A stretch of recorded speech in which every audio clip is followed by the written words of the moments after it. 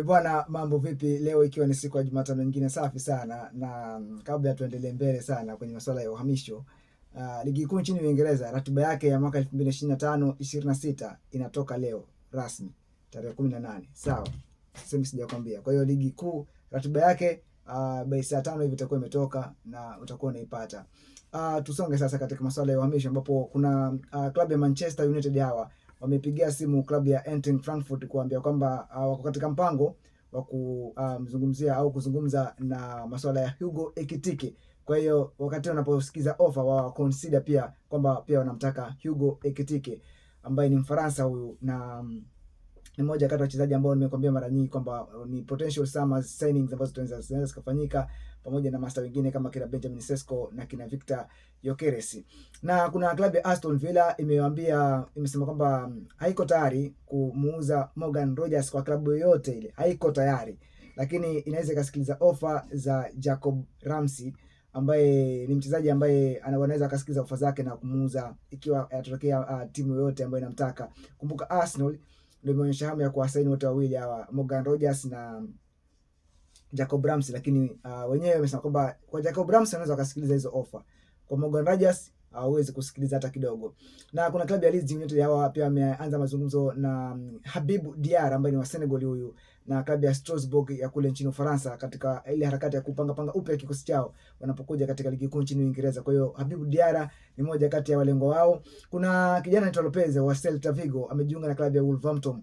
Huyu tunaweza tukasema kwamba mkataba wa kudumu ameandikisha na klabu ya Wolverhampton. Ngwea hawa ambao sasa hivi wanajipanga baada ya kumpoteza Matheus Cunha na Anti Nuri, wanajipanga upya kuhakikisha kwamba msimu ujao wanarudi kwa kishindo pia. Na kuna klabu ya RB Leipzig ya kule nchini Ujerumani imeeka ada ya kumchukua Benjamin Sesko. Sasa ni kuanzia kima cha pauni milioni 80 hadi pauni milioni 100. Na klabu ya Arsenal imesema kwamba itakuwa ngumu kidogo kufikia hiyo bei ambayo huyu kijana amewekewa. Unajua alikuwa anaweza akauza kwa kima cha pauni milioni 60, lakini RB Leipzig wameangalia dili la Victor Gyökeres jinsi ambavyo wamepandishiwa bei, wakaangalia pia kwa Hugo Ekitike pia amepandishiwa bei, pia wao wanataka kupandisha bei kwa upande wao. Kwa hiyo yani influence ya kuwa wamepandisha hiyo bei ya Benjamin Sesko ni kutokana na kuwa kuna mastaa vile ambao pia wao bei yao imepandisha. Sasa pia nao wanataka kuingiliana katika hilo soko la uhamisho.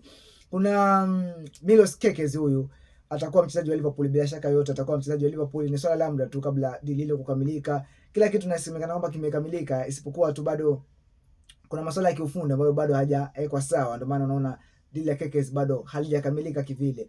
Na kuna taarifa pia kwamba Alexander Isak amesema kwamba ndoto yake ni kuchezea klabu ya Liverpool.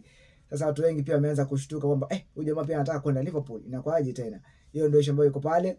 Na vile vile pia kuna klabu ya Barcelona hao pia wameeka offer sasa rasmi kwa klabu ya Atletico Club ama kipenda Atletico Bilbao kumuulizia nyota yule ambaye ni Nico Williams, ni winga.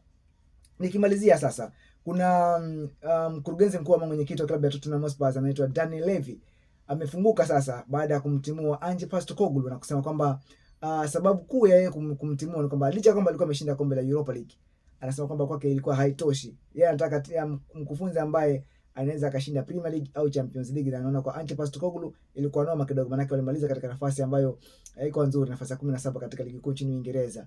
Kwa hiyo ikawa ni ngumu kidogo kupata nafasi ya kumuendeleza pale kwa naye kama mkufunzi. Thomas Frank, kumbuka, ndio anachukua nafasi yake pale Spurs.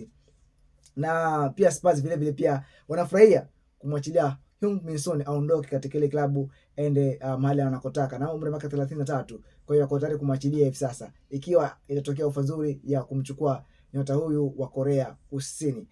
Haya, mambo mengi zaidi utakuwa unaendelea kuyapata ndani ya michezo hapa kwenye page. Endelea kutegea. Kiwamba Victor ndio jina la kwangu.